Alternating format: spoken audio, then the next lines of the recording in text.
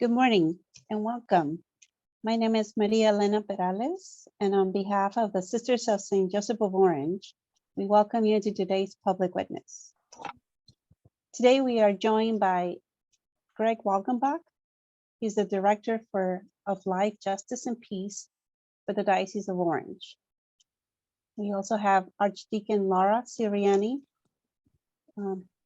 She's an Archdeacon for the Episcopal Diocese of Los Angeles, and she ministers at St. Paul's Church in Tustin.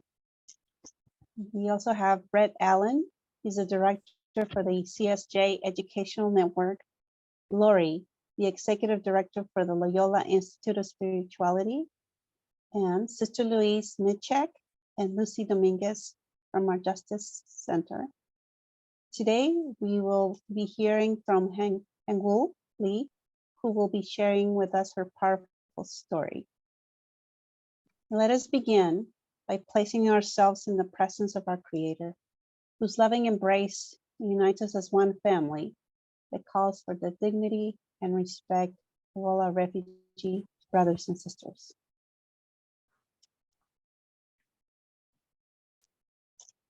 I now invite Greg to lead us into prayer.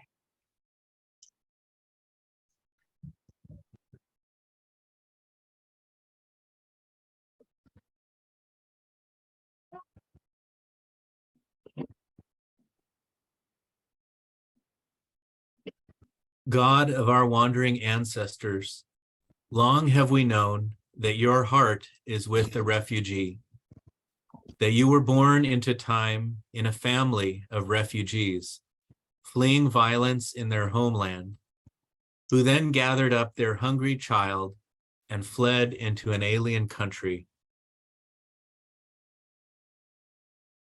Their cry, your cry, resounds through the ages. Will you let me in? Give us hearts that break open when our brothers and sisters turn to us with that same cry. Then surely all these things will follow.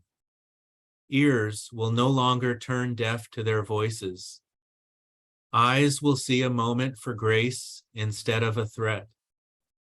Tongues will not be silenced, but will instead advocate.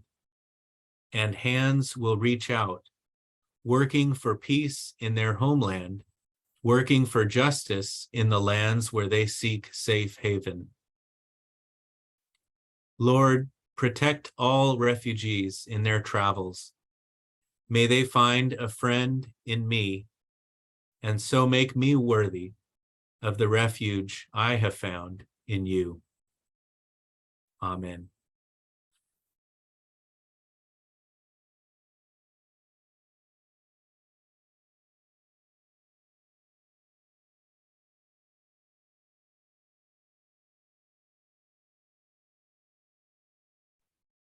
Laura, I think you're muted. Sorry. It is my pleasure to introduce Hankyul Lee. She is a South Korean-born, Midwestern-raised Los Angeles transplant. And as an East Asian immigrant, she strongly believes that solidarity does not require homogeneity, but a deeply rooted commitment to learn, grow, and change. For the past 13 years, she has served in various roles as a student journalist, peer mentor, English teacher, curriculum developer, and volunteer. All experiences that have developed her belief in the power that comes from engaging with communities and working together toward a common goal. She strives to walk alongside others, whether that has been mentoring first-generation college-bound high school students in Los Angeles, building curriculum for elementary students, facing systematic barriers from access to equitable opportunities, or interviewing people holding a spectrum of beliefs in several newspaper settings. With a deep belief in the inherent dignity of one's story and a right to quality education, she hopes to continually intersect advocacy and storytelling in a way that moves all of us towards a more just and listening society. Thank you for joining us, Hankyul. We are anxious to hear from you. Thank you so much for your very generous introduction, Deacon Laura. It's such an honor to be here with everyone.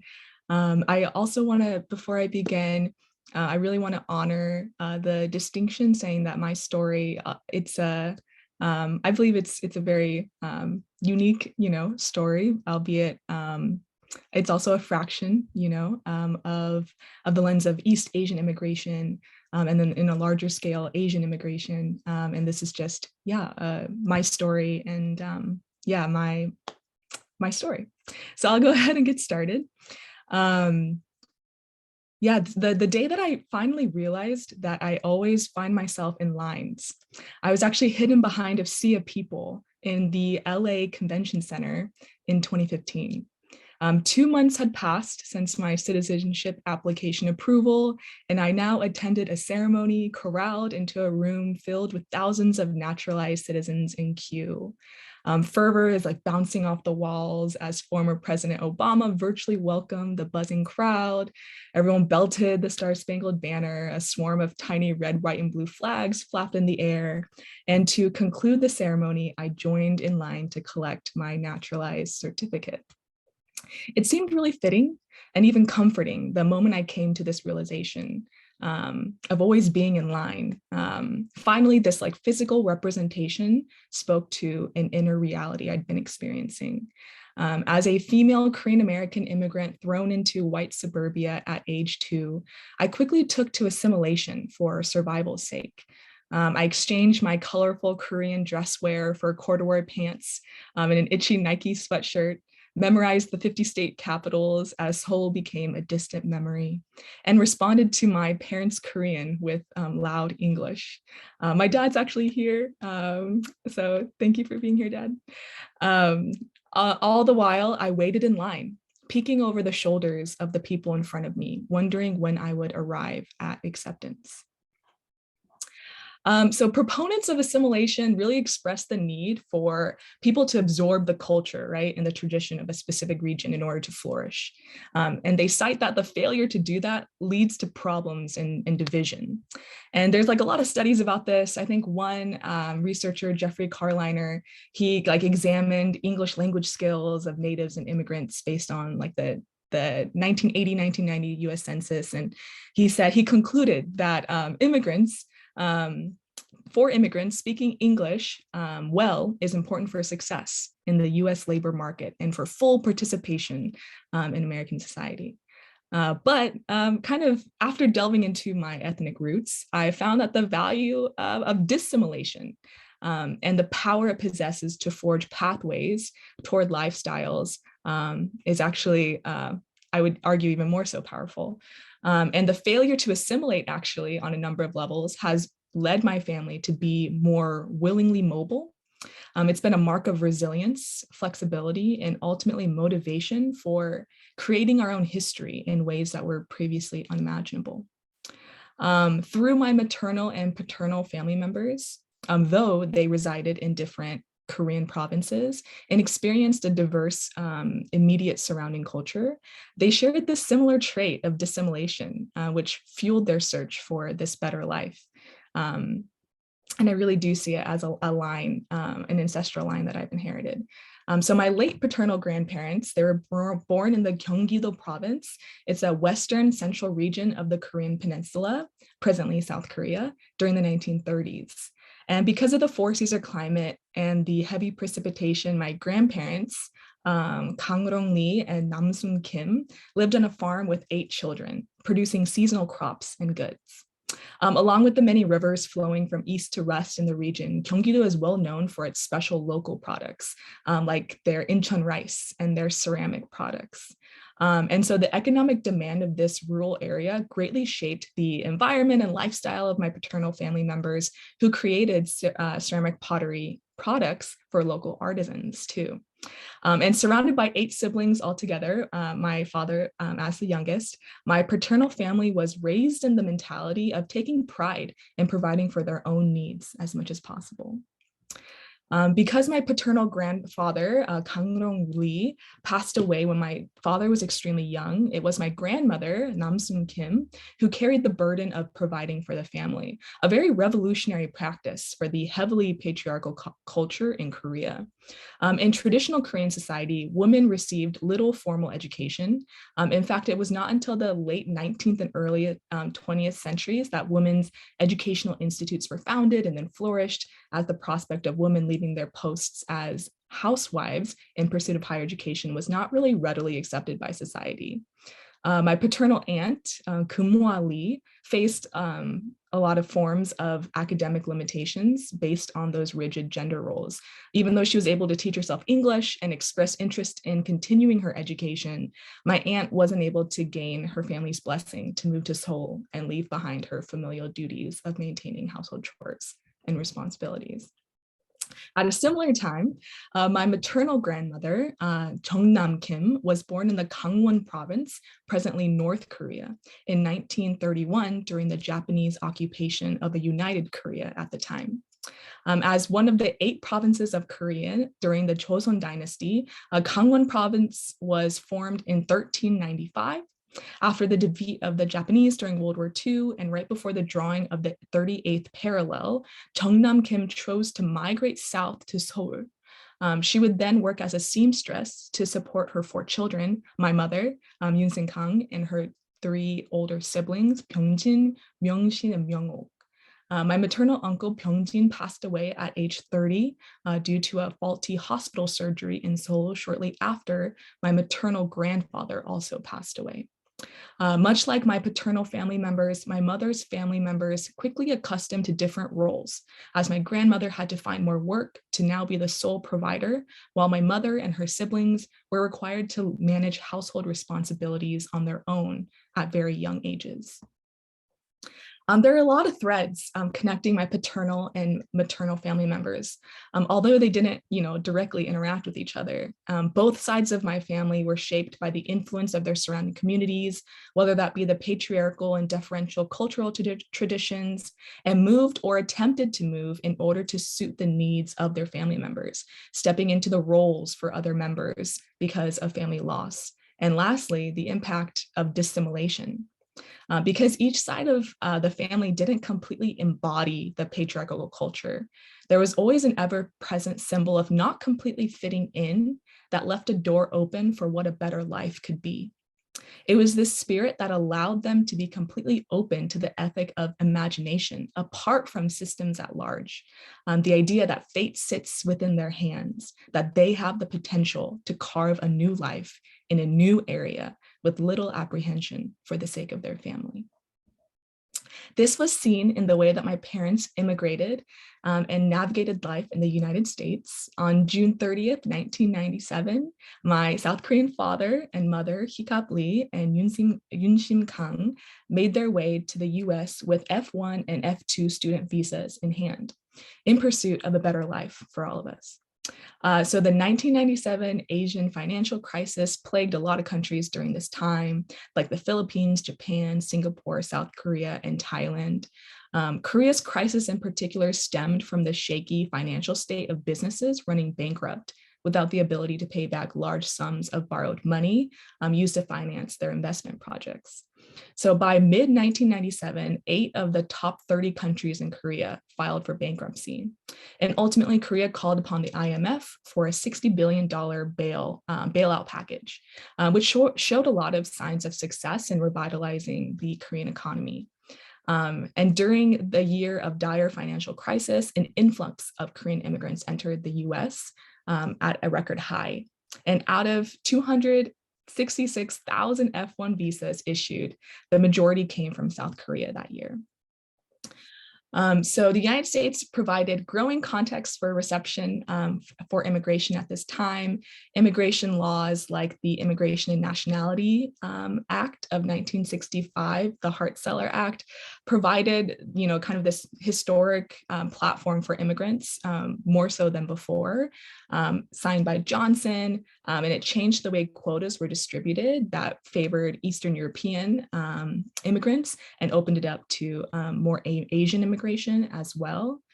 This has also changed the types of visas offered to immigrants. And as a full-time student, my father received an F1 visa, and while my mom as his spouse received an F2 visa, along with my brother and I. And now F2 visas don't allow for spouses to work or access to a social security number, but offered education for his children, for us. And soon after, my father would receive an H-1B workers visa, a green card in 2009, and citizenship for our entire family in 2015. My mom and dad faced a lot of challenges upon their arrival in the States. While attending graduate courses at Indiana University, my dad found a lot of difficulty finding community that looked like him. Though he came from a high managerial position in LG at Korea, my father took on a custodian and assistant job roles to pay for his education and for our family expenses. My dad always tells me he filled out 100 job applications during that time. And learning English as adults was also this humongous hurdle for both of my parents.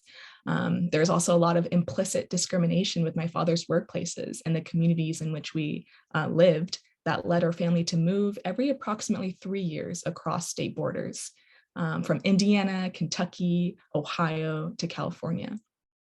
In Kentucky, for instance, my dad was the first full-time faculty member of color who was hired at Kentucky Christian University, now Kentucky Christian. It was college, now it's a university. Since the inception of the university in 1919, the limited resources for the college could not process his immigration information, and a sense of discrimination led him to find another teaching job in Ohio. The university in Ohio, however, brought upon other subtle forms of discrimination, as though he was told he could apply for an application for full-time professorship in the following year. His multiple attempts to apply were continuously denied. In 5th grade, I found myself really curious about my identity. I was interacting with a lot of teachers who didn't look like me or understand my position, and this led to a lot of misunderstandings. I remember once Mr. McKenzie, my 5th grade teacher, berated me for misunderstanding directions in front of the entire class. And then he regarded me with a lot of exasperation when he heard me cry in the bathroom. And experiences like this communicated messages of unworthiness, of this immovable power structure, and an elimination of classrooms for me as inviting and inclusive environments for empowerment. But my mom and dad were always characterized by their faith and their persistence in displaying love, no matter the circumstance. In one instance, my father noticed that our mailbox was destroyed upon returning home to our home in Kentucky one night, and an array of dead birds were thrown on our lawn as well. And he carefully disposed of them in a trash bag and repaired our mailbox. And despite my mother's fear, he decided to combat the negative neighborhood tension with a dose of kindness. Making a trip to the local dollar store, my father invested in the sign with the word love written on it. He placed a sign on our mailbox, and the next day he found the sign was turned upside down. My dad grabbed a screwdriver and properly and permanently screwed the sign onto the mailbox, where it was permanently stayed until our move. The vision that my mom and dad brought with them for a better future for my brother and I kept the motivation high for our family when circumstances would say otherwise. My father's life verse is Luke 13:33. Nevertheless, I must go my way today and tomorrow and the next day. And I think now I'm more attuned to my role as an immigrant, and the perseverance of my parents to settle in an unknown place connects to this larger immigration narrative of brave people hailing from countries around the globe who choose to call America home. And I've never been more proud to be a part of this story. During the fall of 2016, I spent 5 months in an urban immersion program as an extension of my university called Los Angeles Term. And as a part of this program, I was able to intern for an after-school program, Kid City Hope Place, in downtown Los Angeles. And it was working with low-income first-generation college-bound high school seniors where I began to really find myself. It was at Kid City where I found people whose stories sounded a lot like mine, where my family's history was not seen as an anomaly to be hidden, but part of an overarching narrative, one that's marked with sacrifice and beauty. And I think I'm still learning, like what it means to be filled with acceptance, hope, and empowerment. But I do feel that entering into this field of education is one of the best gifts that I've been given. I've been so exhilarated at the fact that I get to journey alongside other students who are undergoing a similar process of identity development and enter into the lives of fellow sojourners, in this message of solidarity. And kind of going back to this idea of always standing in line. I think I'm really grateful for that reality as well, because if not for my standing in line, I would not have been able to see those around me, listened, and then moved forward together in this united, growing identity. And so now I feel like I really I have the privilege to choose to stand in line, though it's seemingly never ending, nevertheless, forging the path. My identity still pending. Thank you.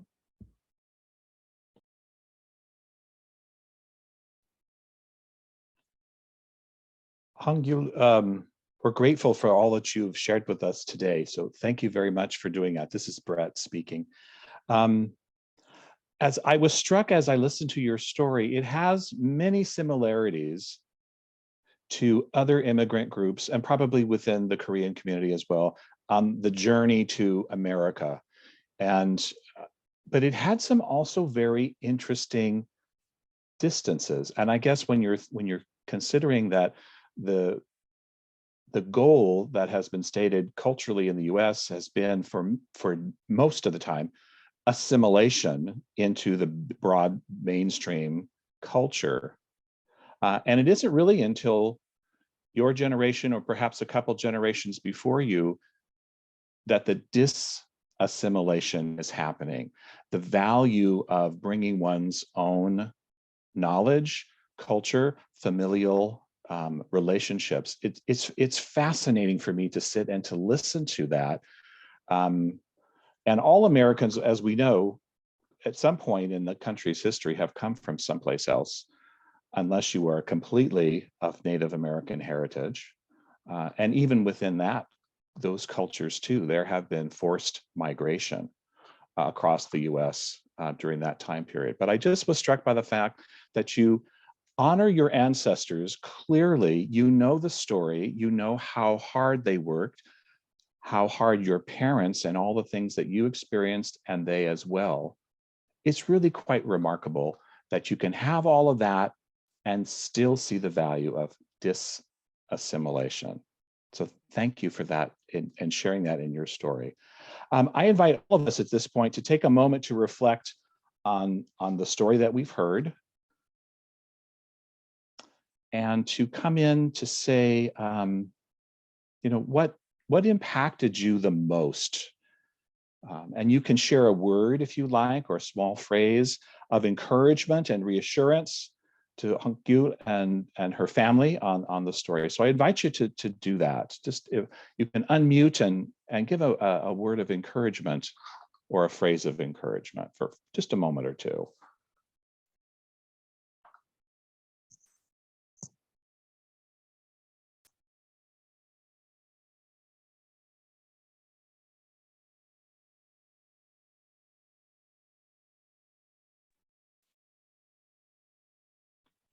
So who is a brave soul?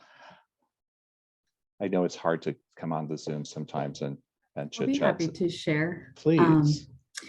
I see that several people have talked about love in the chat, and that's certainly the word that stayed with me.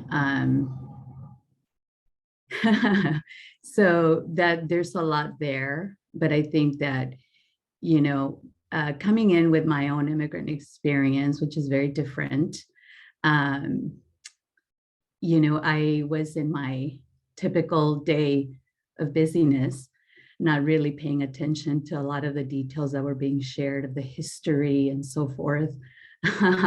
Having studied immigration law and history of religion and all these sometimes trivial matters, when Hankyul, you shared the story of your dad's efforts to turn around the sign. That's beautiful. And nothing compares to that. Thank you.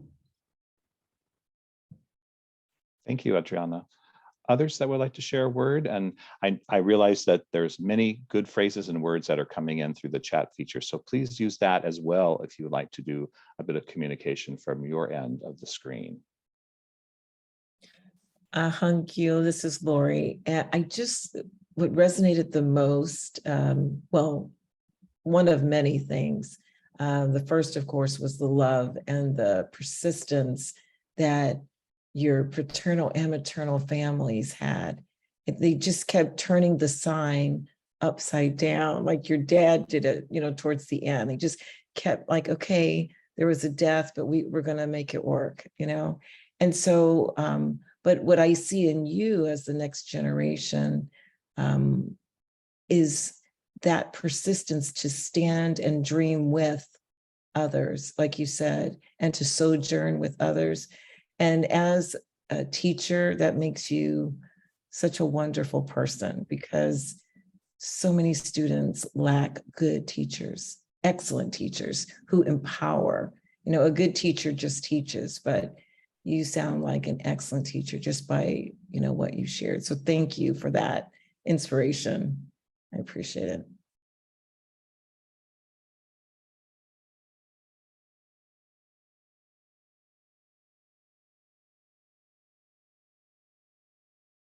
And so everyone, if you open up the chat box, if you haven't already, there's so many wonderful things that are there to read.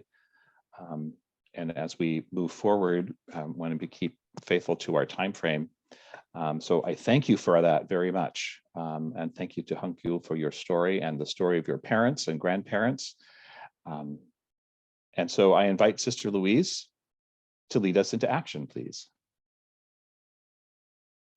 Thank you, Brett, for that wonderful reflection. And hello, everyone. Hankyul has shared her powerful story of courage and hope, which has clearly touched our hearts.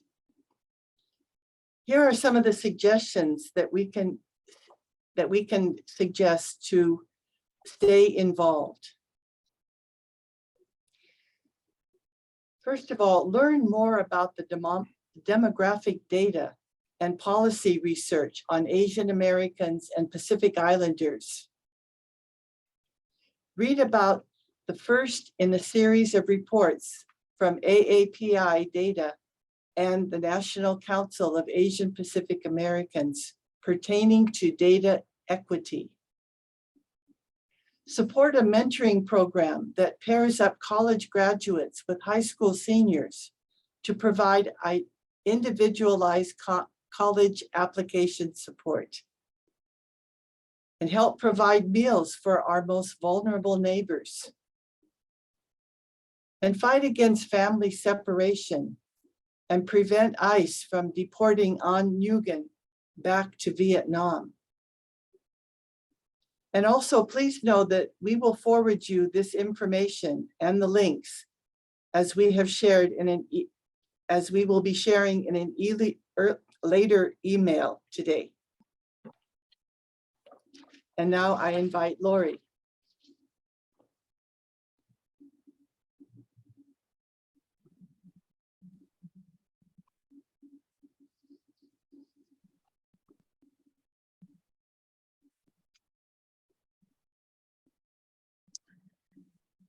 And let us pray. Thank you, Sister Louise. May the enthusiasm of God's Spirit leap incessantly within you and help you live a vibrant life. May the warmth of God's Spirit be extended through your concern and care for all those who need your love and compassion. May the blaze of God's Spirit enable you to speak the truth and to stand for respect, dignity, and justice. May the clear light of the Spirit's guidance be a source of effective discernment and decision-making for you. May the Spirit's patient endurance be yours while you wait for what is unknown to be revealed. May the steady flame of the Spirit's goodness within you convince you every day of the power of your presence with others. May the joyful fire of God's Spirit dance within you and set happiness ablaze in your life. May the spark of your relationship with God's Spirit catch a fire in the hearts of those with whom you live and work. May you be mindful of the eternal flame within you. May you rely on the source of love to be your constant ally, friend, and steady guide. Amen.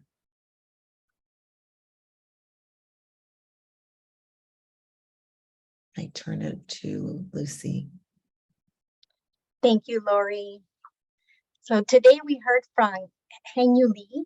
She shared this beautiful, powerful story. Thank you. Thank you for that holy story.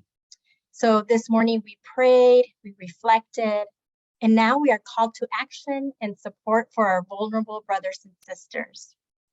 We want to thank you for joining us this morning. Later, you will receive an email with the link to today's recording and the information we shared. Next week will be our last virtual public witness. It has been a wonderful experience for us to have shared this prayerful space with all of you, to learn, to reflect, and act. We hope you can join us starting on August 18th for our in-person public witness here at St. Joseph's Center. We now invite those who can stay for a few minutes to join in community and say hi. We are grateful for the opportunity to gather and be with one another. Thank you for joining us.